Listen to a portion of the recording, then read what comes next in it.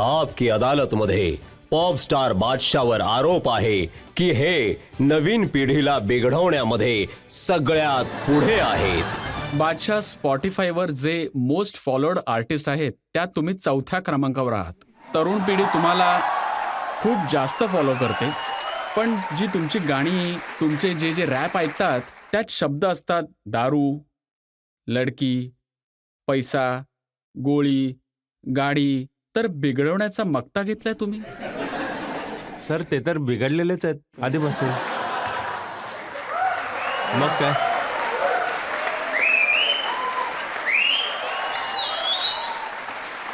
आणि सर मला असं वाटतं की थोडं तरी बिघडलेलं असलंच पाहिजे ना, म्हणजे थोडं तरी.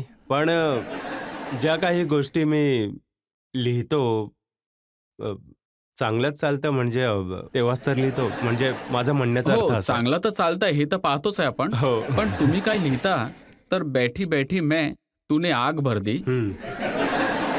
खाली बोतल में शराब भर दी. वाह, काय काय लिहिलंय यार. बैठी बैठी में तूने आग भर दी. आणि पुढे लिहिले की तेरी कसम बिल्कुल सीधी साधी मैं तूने लड़की खराब कर दी.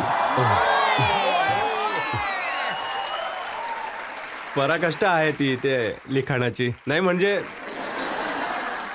सर कौशल्य हेच आहे ना की काही न बोलता सगळं काही बोलून टाकणं. आय थिंक इट्स हे खूप पण लोक मला असं म्हणतात वाटतं. की तुम्ही तर पूर्ण जनरेशनच बिघडून टाकलीत. नाही, मी वाटतं असं मी पिढी बिघडवली आहे म्हणून. बघा आताची पिढी इथेच बसली मी आहे. सोशल मीडियावर पाहिलं की छोट्या छोट्या मुली या गाण्यावर नृत्य करत होत्या आणि नंतर पालकांकडून मार खात होत्या. मग पालकांनी ते गाणं ऐकायचं आणि मुलांनी नाही ऐकायचं. म्हणजे पालक तर ऐकतायत ना ते गाणं आणि मुलांनी नाही ऐकायचं. ते मोठे होऊन त्यांनाही पालक व्हायचंय ना. तर म्हणजे तर सगळी गाणी अशीच असतात का, जी वर के नाचले बेबी आंटी पोलीस बुलालेगी. झालंय तसं माझ्यासोबत म्हणून मी लिहिलं. तर पोलीस आले, सेटलमेंट झाली आणि निघून गेले. केलं सगळं हँडल. आणि लुधियानामध्ये तुमच्या शो मध्ये बंदुका निघालेल्या. हो, ते लुधियानामध्ये आम्ही शो करत होतो. करिअरची सुरुवात होती. त्यावेळेचीच गोष्ट आहे आणि वखरा स्वॅग वगैरे आलेलं, म्हणजे थोडंफार ते सीन झालेला की तर आम्ही शो करत होतो. कोणीतरी बंदूक काढली. मी म्हटलं आत ठेवा. तर तो म्हणाला तू स्वतःच गोळ्यांबद्दल बोलतोस आणि बंदूक बघून तुझी फाटते का? तर मी म्हणालो सर इथे नाही, आत ठेवा. इथे जरा आतच ठेवा बंदूक, खिशात ठेवा. तर हे होत असतं, नेहमीच आहे. हो, हे तर होतच असतं. तुम्ही लिहिता बम तेरा गोते खाए, कमर पे तेरी बटरफ्लाय.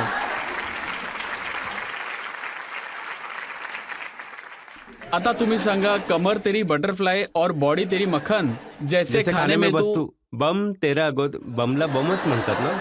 आणखी काही म्हणतात ते लिहू नाही शकत. तर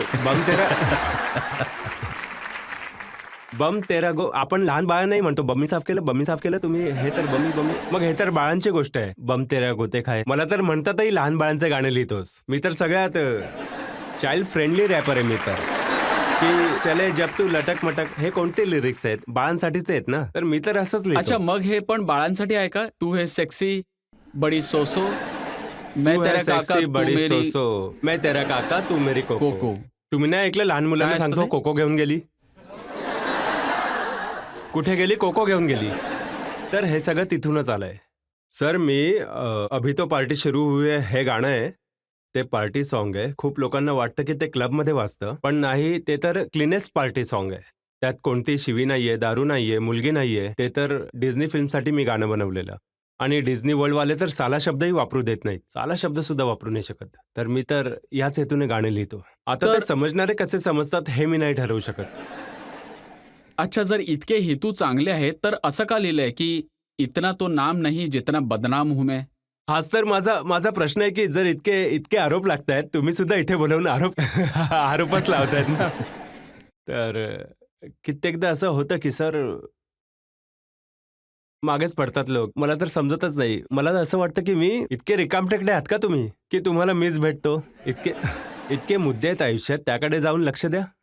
तर यासाठीच इतकं नाव नाहीये जेवढा मी बदनाम आहे. बदनाम तर होणारच. बघा ना तुम्ही काय लिहिलंय, प्लेन है प्रायव्हेट, लाईफ है ब्लेस्ड. मुट्ठी में गेंद मेरी. मेरे घंटे पे प्रेस.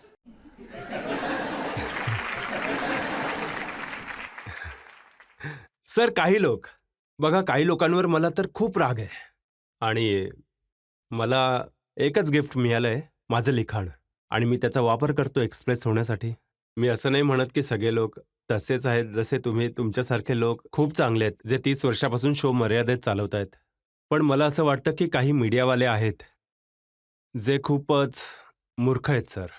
मला असं वाटतं जे सेन्सेशनलिझमच्या चक्करमध्ये कोणत्याही गोष्टीला तिखट मीठ लावून दाखवतात. ते I think that is very irresponsible of them. तर हे हे त्यांच्यासाठी खूप लिहिलंय. प्रोफेशन मध्ये होतं. जसे खूप गायक आहेत जे असभ्य भाषेचा वापर करतात.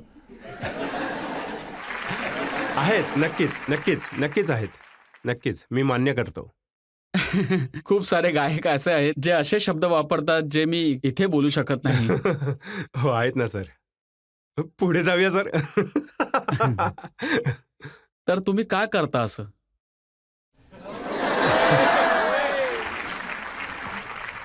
सर मी खूप प्रयत्न करतो की असं करायचं नाही. मी खूप वेळा प्रयत्न, पण एकदमच असं काही एकदम असं काहीतरी संचारतं आणि स्वतःसाठी आपणच आवाज उठवूया असं वाटतं आणि मी करतो. नाही, तुम्हाला काही छंद आहे का की तुमच्या इन्स्टावर बॅड बॉय तुम्ही लिहिलेलं आहे. तुम्ही जे क्लोथिंग लॉन्च केलं तर त्याचं पण नाव बॅडफिट ठेवलं. तर हो. हा छंद आहे का बॅड बॉय बनायचा? सर मी तर अपेक्षाच शून्य केली आहे ना जगाची, की बॅड बॉयच आहे म्हणजे मी जे करेन ते चांगलंच असेल. म्हणजे याआधी तुम्ही मला शिवी द्या, मी म्हणेन हो आहे, मी वाईट माणूसच आहे आणि मला माहिती आहे मी कसा आहे ते. पण मी लोकांसाठी अपेक्षा शून्यच करून ठेवली आहे. बघा, ज्याला इतकी लोक फॉलो करतात, खास करून तरुण पिढी जी फॉलो करते, त्याला थोडं तर सांभाळून चाललं पाहिजे ना. सर मी तर सांभाळूनच चालतोय. अच्छा, तर- म्हणजे ते तुम्ही शिवजींची चेष्टा केली नाही नाही, ती नाही नाही, मी सांभाळून केली शिवजींची होती. कोणतीच चेष्टा केली नाही सर, अजिबात नाही. मी त्यांचा खूप मोठा भक्त आहे. मी चेष्टा केलीच नाही. मी त्यात असं काही बोललोच नाहीये की त्यात त्यांची चेष्टा झाली असेल. मी त्यात लिहिलंय की काय लिरिक्स काय ते, भोलेनाथ के साथ मेरी बनती है सही, उन्हें नचाने का शौक मैं नाचता फिरू. हे तेच घडवतात आणि माझ्याकडनं करून आणि घेतात. ते जे 1-2 शब्द जे तुम्ही वापरलेत, जे नंतर तुम्ही एडिट केले, हो, त्यात असं होतं की त्या गाण्यामध्ये ते बेसिकली त्या गाण्यामध्ये भोलेनाथांचे नाव आलं होतं. तर बऱ्याच लोकांना ते खटकलं आणि त्यासाठी मी माफी देखील मागितली. कारण जेव्हा तुम्ही लिहिता ॲज अ क्रिएटिव्ह, तुम्ही बऱ्याच गोष्टींचा विचार नाही करत. तुम्ही फक्त क्रिएटिव्ह प्रोसेसचा विचार करतात. पण नंतर तुम्हाला हे सुद्धा जाणवलं पाहिजे, जे की मला नंतर जाणवायला लागतं किंवा जाणीव करून दिली जाते, की you are also socially responsible citizen of a country.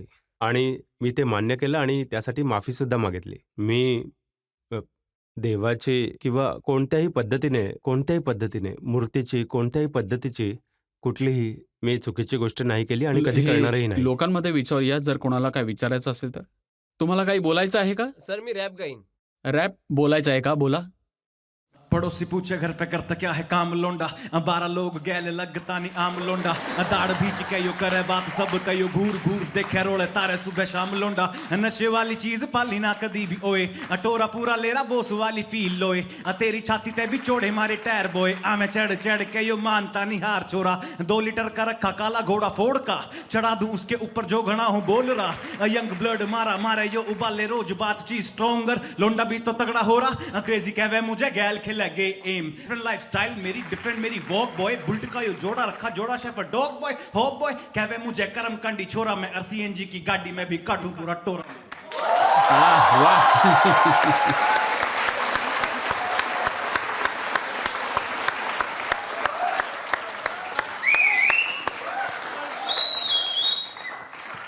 आता यानंतर तुमचं रॅप देखील अपेक्षित आहे. एक काहीतरी लिहिलं होतं मी.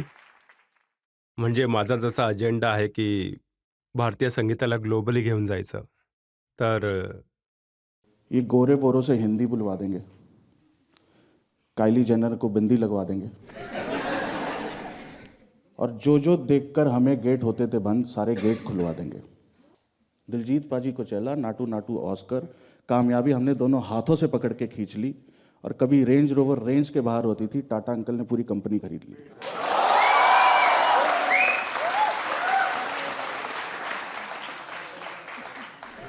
जो भी मिली है ब्लेसिंग्स हमें वो थोड़ी ना लगे, जो भी जितनी भी मिली हैं ब्लेसिंग्स हमें थोड़ी ना लगे, और हमारी बोली की कहीं बोली ना लगे, और ये ग्रैमी व्रैमी सारे आए पड़े हैं, किसी सिद्धू मूसेवाले को गोली ना लगे। खूप छान.